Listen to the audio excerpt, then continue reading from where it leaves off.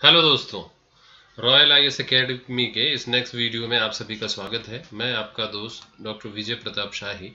मैं इस वीडियो में आपका स्वागत करता हूं।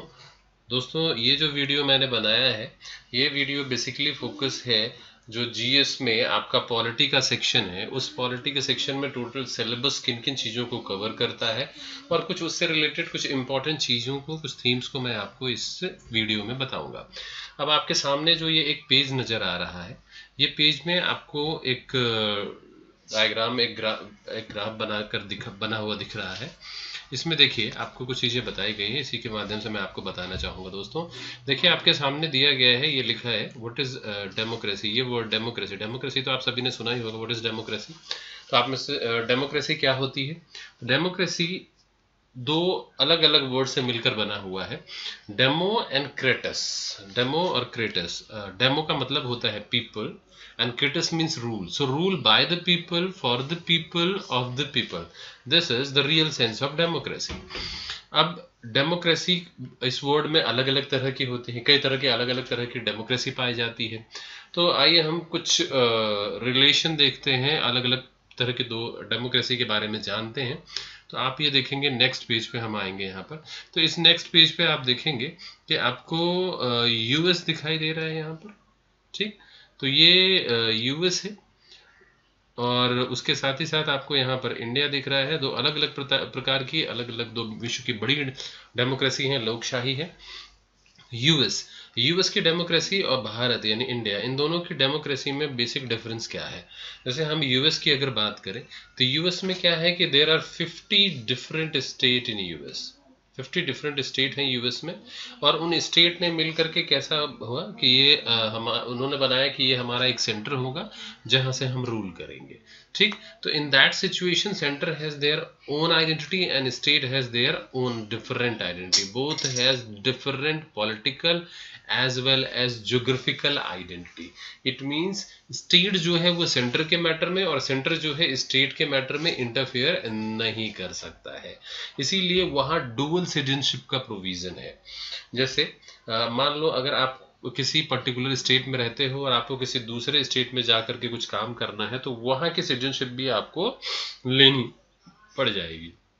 अब इंडिया के कॉन्टेक्स्ट में देखें तो इंडिया में देखेंगे तो इंडिया में कैसा है, centre has power to form the states, to form the state. जैसे आपने देखा अभी हमारे पास 28 स्टेट है। इंडिपेंडेंट के बाद टोटल 16 स्टेट थे, आज उनके नंबर्स बढ़ करके 28 हो गए हैं, जम्मू कश्मीर के दो यूनियन टेरिटरी में अलग अलग पार्ट में टूटने के बाद। लेकिन आपने देखा होगा कि जम्मू कश्मीर को दो अलग अलग यूनियन टेरिटरीज बनाना था, तो डिसीजन किसने लिया? सेंटर ने लिया। पूरी तरह से क्रूशल है उस पे। India is what? India is like a unit. India is like a unit. India एक यूनिट है।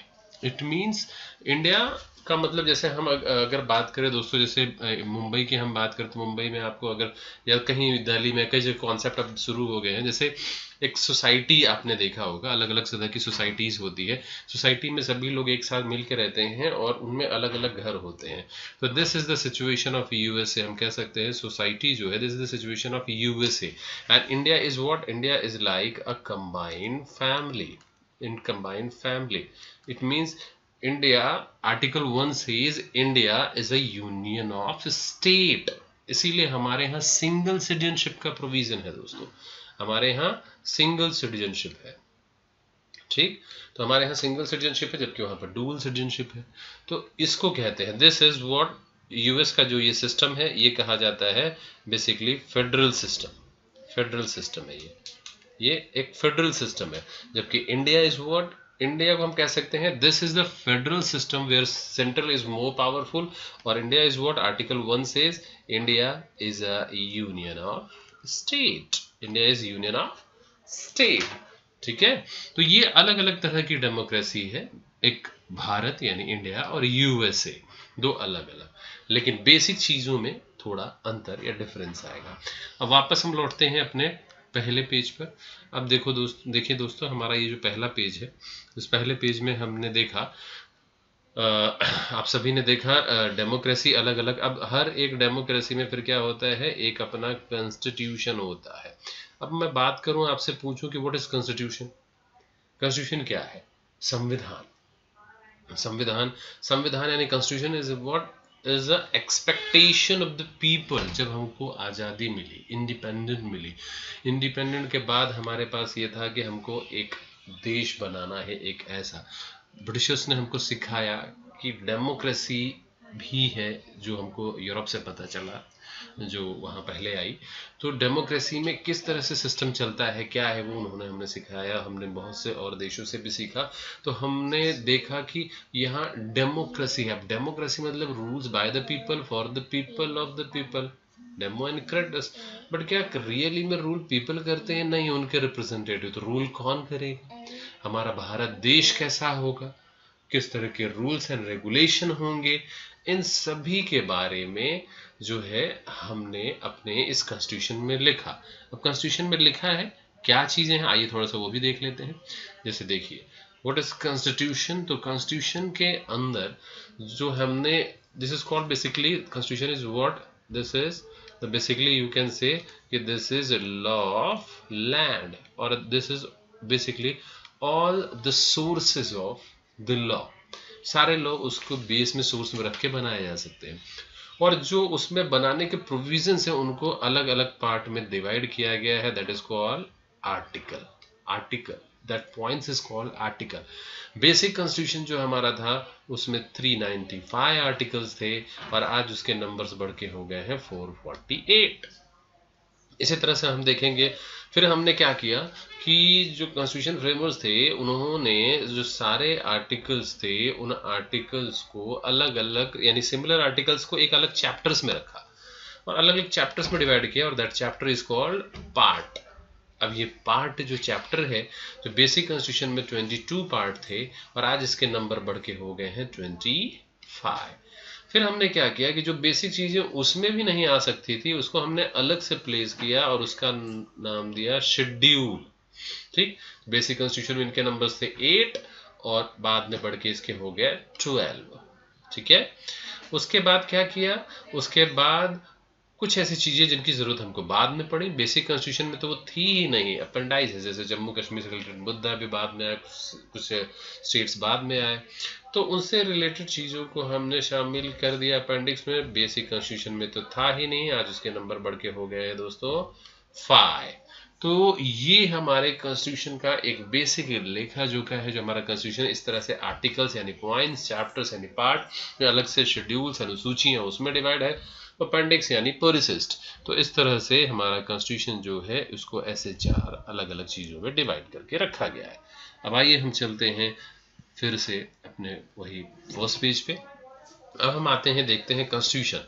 कॉन्स्टिट्यूशन जो है बेसिकली, अब कॉन्स्टिट्यूशन जो है अलग अलग, अगर 2 पार्ट में हम देखें तो डिवाइड किया जा सकता है। जैसे एक तरफ हम बात करें यहाँ पर सिटीजन्स, तो दूसरी तरफ गवर्नमेंट। सिटीजन, अब मैं आपसे बात करूं कि you are the citizen of the country, it means citizen और अ पर्सन। जैसे हम अपने बेसिक कॉन्स्टिट्यूशन में जब जा करके देखते हैं तो हमारे कॉन्स्टिट्यूशन के अंदर कुछ ऐसे फंडामेंटल राइट्स या कुछ ऐसे लॉ हैं जो सिटीजन्स पे अप्लाई होते हैं, और कुछ ऐसे हैं जो पर्सन्स पे अप्लाई होते हैं। Then what is the difference? Person is means what? Person it means person whether he belongs to India or some other country। यानी person is basically the biological phenomena, एक जैविक अवधारणा है पर्सन। पर्सन कोई भी हो सकता है, वो भारत में रहता हो या किसी दूसरे देश में। लेकिन citizenship is a political phenomena. Citizenship is a political phenomena. It means if you are the citizen of the country, it means you have some rights and you have some duties. Rights यानी हमारे कुछ fundamental rights भी हमारे constitution यानी संविधान के अंदर दिए गए हैं, और कुछ दायित्व, नैतिक दायित्व भी हमारे संविधान के अंदर दिए गए हैं। तो हमको देखना है दोस्तों सिटीजनशिप कैसे मिलती है, कैसे चली जाती है, और उनसे रिलेटेड अगर सिटीजनशिप है या पर्सन है तो उससे रिलेटेड फंडामेंटल राइट्स, और फिर उनसे रिलेटेड ड्यूटीज भी देखनी है। अब सिटीजन्स कई तरह के हो सकते हैं। एज अ पर्सन हम बात करें, एक व्यक्ति के तौर पे कोई अगर सिटीजन है, या एज अ कम्युनिटी के तौर पे अगर कोई सिटीजन है। तो कम्युनिटी कोई भी हो सकती है। जैसे हम बात करें इंटरेस्ट ग्रुप, प्रेशर ग्रुप, और पॉलिटिकल पार्टी। इंटरेस्ट ग्रुप हम पूछे तो क्या होता है, तो इंटरेस्ट ग्रुप का मतलब होता है कि a group who is devoted to their interest and polarised, यानी जो अपने हितों के लिए इकट्ठा हो गया हो, जैसे हम कह सकते हैं लेबर यूनियन। ठीक, फिर जब वो इतना पावरफुल हो जाए that create pressure of the government, यानी गवर्नमेंट पे प्रेशर क्रिएट करे कि गवर्नमेंट पॉलिसी उसके फेवर में बनाए, that it convert into the pressure group. जैसे फिक्की है, एसोचेम है, ये सब हो सकते हैं। ठीक, अब another one is political party. It means what I try to say, it means जो अलग अलग कम्युनिटी है, कम्युनिटी भी एक उसके वाइज भी सिटीजनशिप के जो प्रोविजन है, उसके rights and duties are mention in our constitution, तो वो भी हमको देखने हैं यहाँ पर।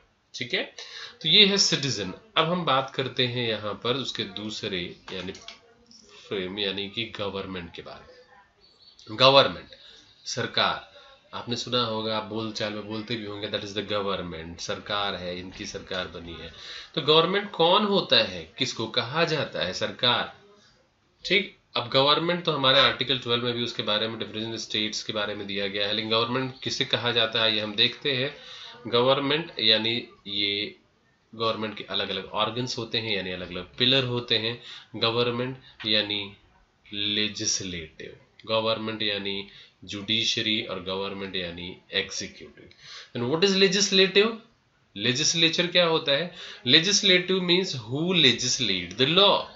ये तीनों ही पिलर्स तीन अलग अलग लेयर पे होते हैं, सेंट्रल में भी है, ये स्टेट में भी है, और लोकल लेवल पे भी क्रिएट की गई है ये तीनों ही पिलर्स। तो legislature it means who legislate the law, who make the law, जो लॉ बनाता है। तो कौन लॉ बनाता है? तो सेंट्रल में कौन, स्टेट में कौन, और लोकल में कौन? आइए देखते हैं हम। तो ये है central legislative. Central legislative, central legislative कौन है? तो ये है पार्लियामेंट। 2016 में क्वेश्चन भी पूछा गया था दोस्तों, व्हाट इज पार्लियामेंट, क्वेश्चन आया था। First option is what? First option दिया गया था Lok Sabha, Rajya Sabha, and third is president and both the assembly. ठीक, एंड नन ऑफ दिस। तो what is the correct answer is what? President and both the assembly. And कौन है दो assemblies, two assemblies? President and first assembly is Lok Sabha and second assembly is राज्य सभा। अब हम बात करते हैं लोकसभा। लोकसभा जो होती है सेंट्रल में, that is basically the lower assembly, that is called the lower assembly, और this is called House of Commons। ठीक, House of Commons और House of People, House of People, it means House of Commons and House of People। it means क्यों कहा जाता है इसे आम लोगों की सभा, निम्न सभा? ये आम लोगों की सभा है because the member of this assembly are elected by the commons, यानी आम लोगों के द्वारा चुन करके यहाँ लोग भेजे जाते हैं। और कितने साल के लिए जाते हैं दोस्तों? 5 years के लिए, 5 साल के लिए जाते हैं। ठीक, टोटल कितने नंबर से सीट कितनी है यहाँ पर दोस्तों? तो 552 सीट्स हैं यहाँ पर। 543 जो है उसमें से इलेक्टेड होते हैं, 7 आर जो है वेकेंट सीट रखी गई है यूनियन टेरिटरी के लिए, एंड 2 मेंबर्स जो उसमें होते हैं, 2 are nominated by the president. और ये कौन होते हैं? Anglo Indians, they are called Anglo Indians. Anglo Indians, अभी प्रोविजंस में चेंजेस हैं, लेकिन एंग्लो इंडियंस कहे जाते हैं। तो एंग्लो इंडियंस मतलब कोई भी एक ऐसा व्यक्ति जिसके पेरेंट्स में से कोई भी एक जो है वो यूरोपियन कंट्री से बिलोंग करता है, कॉल्ड एंग्लो इंडियंस। तो this is called lower assembly, Lok Sabha. In what sense? Because the member of the assembly is elected by the Commons, bye the people, इसलिए कहा जाता है ना कि ये लोअर है, पावरफुल नहीं, ऐसा नहीं है। अब second assembly is what? That is Rajya Sabha. The total seat is of Rajya Sabha is 250, and जिसमें से 238 जो होते हैं वो इलेक्टेड होते हैं, एंड 12 जो होते हैं they are nominated from different fields, like art culture से आते हैं, वो गेम से आते हैं, एंड अलग अलग डिफरेंट फील्ड से वो नॉमिनेट कौन करता है? President. President nominated by the president. और इसके सारे मेंबर आते हैं दे आर फॉर 6 years, वो 6 साल के लिए आएंगे, 6 year के लिए। और एवरी 2 years में जो उसके 1/3 मेंबर जो है वो न्यू आते हैं। एवरी 2 ईयर्स में 1/3 मेंबर इसके नए बदल जाते हैं। एंड बोथ मेंबर जो है इसके कहे जाते हैं what, MPs, member of parliament. They are member of parliament. तो ये लेजिस्लेट करते हैं, यानी लॉ बनाने का काम करते हैं। अब स्टेट लेवल पे भी लेजिस्लेटिव आइए देख लेते हैं। अब ये है स्टेट लेजिस्लेटिव। अब स्टेट लेजिस्लेचर जो स्टेट लेवल पे लॉ बनाते हैं, यानी उसमें कौन है, पहला तो गवर्नर है। देखिए आ रहे नीचे आ गया दोस्तों, आप समझ लीजिएगा। गवर्नर है, तो गवर्नर जो है यहाँ पर गवर्नर, और सेकंड कौन आ जाता है, सेकंड स्टेट लेजिस्लेटिव असेंबली। और स्टेट लेजिस्लेटिव असेंबली यानी इसे लोअर हाउस कहते हैं, इसे विधानसभा। विधानसभा, स्टेट लेजिस्लेटिव असेंबली विधानसभा होती है। अब विधानसभा यानी इसके भी मेंबर जो है 5 इयर्स के लिए चुने जाते हैं, और ये भी कही जाती है लोअर हाउस है, यानी house of Commons, house of people. Every state has their own legislative assembly. ठीक, उसके बाद ये भी 5 साल के लिए जाएंगे चुन करके। उसके बाद मैंने यहाँ पे बताया है ये ऑप्शनल होती है दोस्तों। ऑप्शनल इसलिए क्योंकि ये कोई भी स्टेट अगर चाहे तो वो अपने यहाँ क्रिएट कर सकता है बाइकैमरल सिस्टम, यानी कि द्विसदनीय व्यवस्था रख सकता है।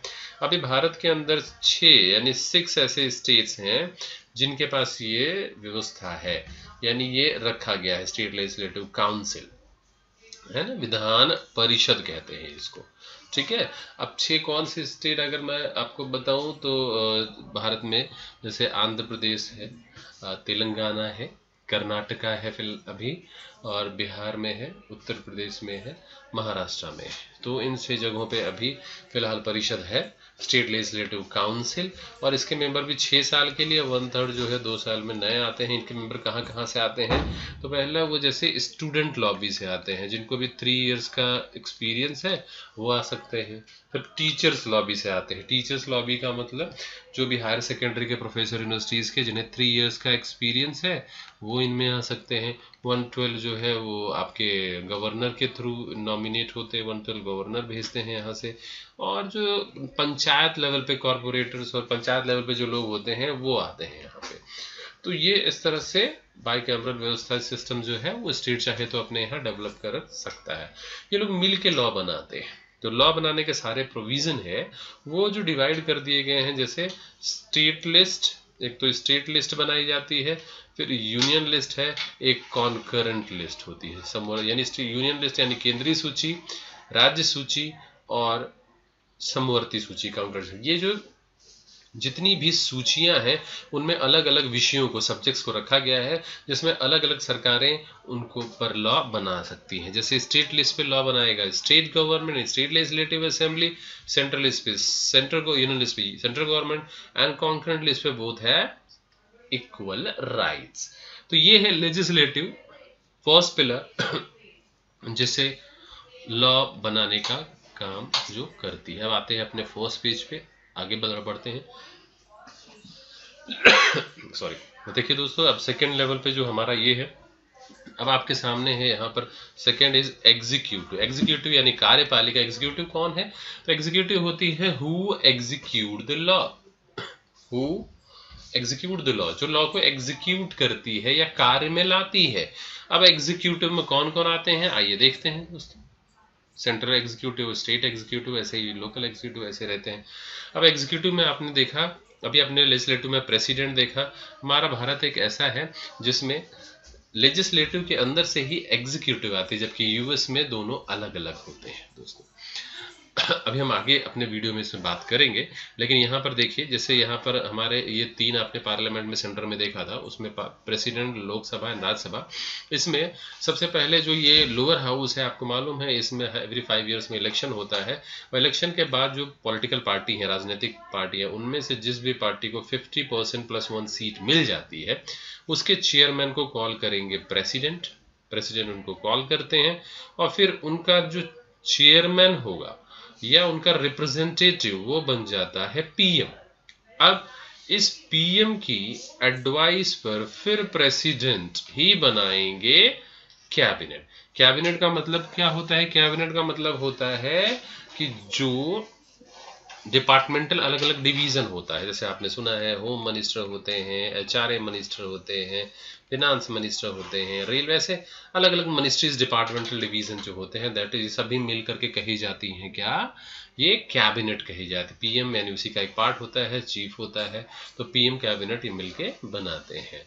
अब ये जो कैबिनेट के मेंबर हैं वो राज्यसभा से भी आ सकते हैं, ठीक, और उससे भी आते हैं। जैसे कि आपने देखा होगा, आपको अगर क्वेश्चंस देखोगे प्रीलिम और मेंस में क्या बेसिकली डिफरेंस होता है, तो मेंस में एक बार ये पूछा, मेंस टोटली एनालिटिकल है, तो मेंस में क्या पूछा गया है कि जो इंडिया एक डेमोक्रेटिक कंट्री है उसके बावजूद जो बहुत सारे मेंबर यानी पीएम इवन श्री मनमोहन सिंह जी और कई और भी जैसे लास्ट गवर्नमेंट में भी कई लोग ऐसे रहे हैं जो कैबिनेट में जो है यहाँ राज्यसभा से नॉमिनेट होकर भी पहुंचते रहे हैं, और यानी डेमोक्रेसी होने के बावजूद एग्जीक्यूटिव में सरकार में शामिल होने वाले मेंबर जो है वो राज्यसभा से आते हैं, that is called the backdoor entry.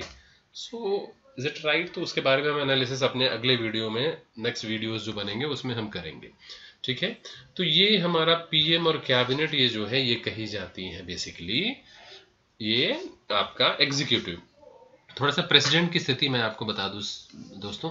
President का मतलब आप समझ सकते हैं, हमारे यहाँ प्रेसिडेंट जो होते हैं वो हमारे घर में एक समझिए कि जैसे डिग्निफाइड पोस्ट है, जैसे हम बुजुर्ग होते हैं तो हमारे जैसे पिताजी हैं या फादर हैं, अगर वो हम कहें कि वो बुढ़े हो गए हैं और उनके बाद उनकी इकोनॉमिकल पावर उनके हाथ से अगर छीन गई है, और लेकिन उन सारे घर के जो काम होंगे वो किसके काम नाम से होंगे, उन्हीं के नाम से। अगर आप मिलने जा रहे हो किसी के यहाँ तो किसके नाम से कॉलोनी में कहेंगे, हाँ भाई मैं इनके यहाँ मिलने जा रहा हूँ। तो उसी तरह सारे काम जो गवर्नमेंट करती है वो इनके ही नाम से करती है। अब मान लीजिए आपके घर में कोई लड़के वाले या लड़की वाले आपको देखने के लिए, लड़की वाले देखने के लिए आए लड़के को, तो जो दादाजी को क्या किया जाएगा, उनको कपड़े वपड़े अच्छे पहना करके सामने बैठा दिया जाएगा, ठीक है।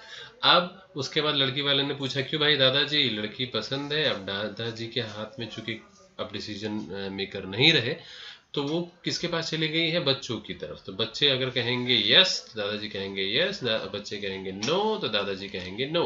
तो यहाँ पर अगर आप देख सकते हो दादाजी हमारे प्रेसिडेंट है और इनकी सिचुएशन सिर्फ इसी तरह है जैसे ये, और बच्चे कौन है, ये पीएम इन द कैबिनेट, ठीक। तो हमारे यहाँ जितने भी काम होते हैं वो प्रेसिडेंट के नाम से काम होते हैं, और उसमें एडवाइजरी जो है, और एडवाइस जो है कि वो मैंडेटरी होती है, यानी बच्चे जो कहते हैं, यानी कि कैबिनेट जो कहेगी उसके हिसाब से प्रेसिडेंट को अप्रूवल देना होता है। ऐसे हम देखेंगे, एनालिसिस भी उसकी देखेंगे कैसे कैसे उनकी स्थिति में जो है वो परिवर्तन यानी चेंज आता रहा है। तो ये स्टेट एग्जीक्यूटिव हो गई।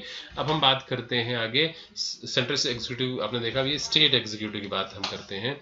अब स्टेट एग्जीक्यूटिव जो है उसमें आप देखेंगे कौन कौन होता है स्टेट एग्जीक्यूटिव में। तो स्टेट एग्जीक्यूटिव में आते हैं गवर्नर और स्टेट लेजिस्लेटिव असेंबली और स्टेट लेजिस्लेटिव काउंसिल अगर है तो।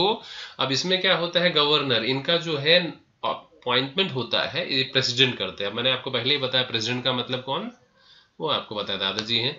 तो वहां से होता है उनका अपॉइंटमेंट गवर्नर यानी राज्यपाल।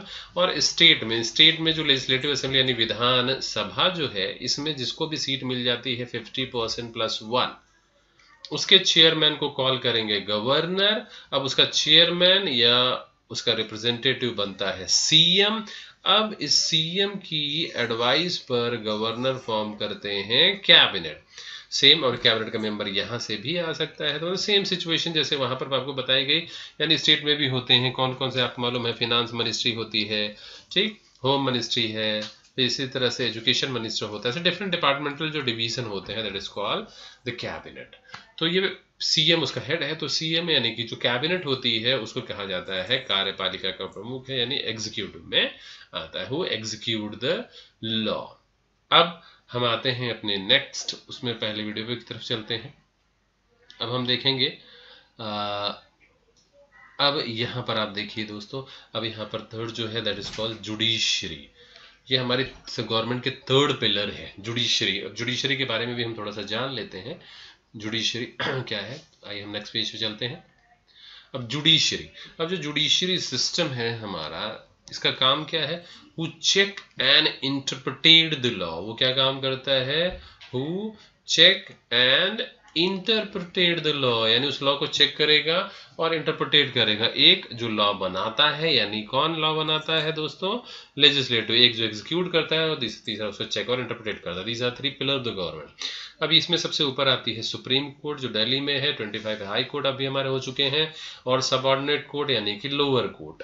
ठीक, यहाँ पर ये दिया है हमने, यहाँ पर यूनिटरी सिस्टम फॉलो करते। यूनिटरी का सिस्टम का मतलब सेंट्रल जो है वो more powerful, he has power to superintend and give direction to the all, यानी इसके अंडर में इंडिया के अंदर आने वाले सारे कोर्ट्स इसके अंदर में आते हैं।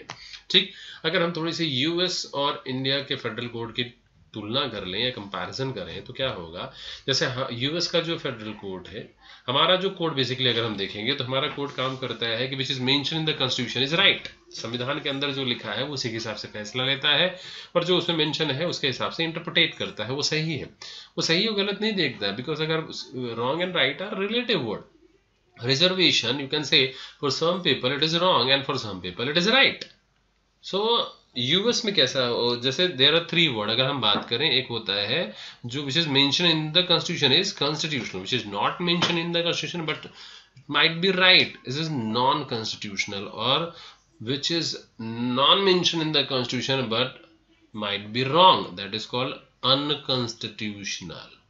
ठीक, तो गलत होता है ये, और ये गैर संवैधानिक से कहते हैं संवैधानिक। तो जो संविधान के अंदर जो भी मेंशन है उसके हिसाब से हमारा जो है कोर्ट फैसला लेता है।